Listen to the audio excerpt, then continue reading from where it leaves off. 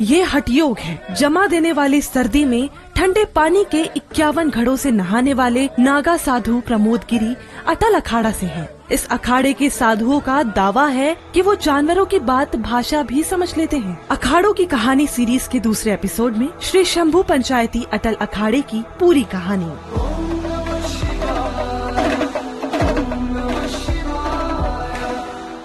12 साल का ब्रह्मचर्य, अटल सिद्धांत और कड़ा तप, यही है श्री शंभू पंचायत अटल अखाड़े की पहचान।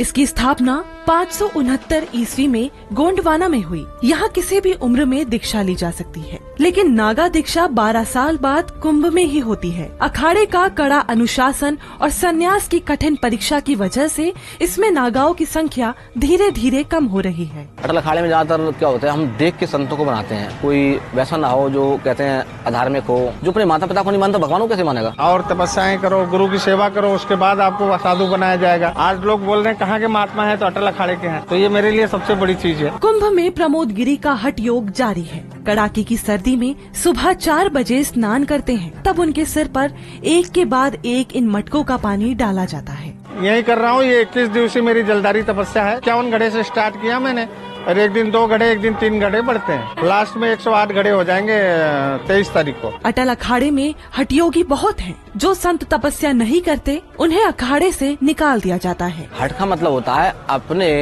संकल्प के प्रति कहते हैं दृढ़ होना। मौनी व्रत भी किया है मैंने। 1.5 साल तक मैंने किसी से कोई बात नहीं करना। 16 साल तक लगातार ही फलाहार किया है। उसमें तरीके से घास खाई कुछ समय तो मैंने। क्या आप जानते हैं कि 13 अखाड़ों में सिर्फ अटल अखाड़ा ही एक ऐसा अखाड़ा है जिसे बादशाहत का टाइटल दिया गया था। राजाओं का होता था ना, युद्ध हो रहा ना राजाओं में आपस में, तो वो जब देख लिया कि हम हारेंगे, तो ये अपने नागाओं को आमंत्रित कर दिया, सहयोग किया। उनका सहयोग में उनको विजय दिलाया। विजय दिलाने के बाद वहाँ से अटल बादशाही की पदवी दी गई अटल अखाड़े को। तो कोई अटल अखाड़े का ये नियम था कि 52 तोप की फायरिंग होने के बाद पंगत लगती थी। अखाड़े के 52 कोड वर्ड्स हैं।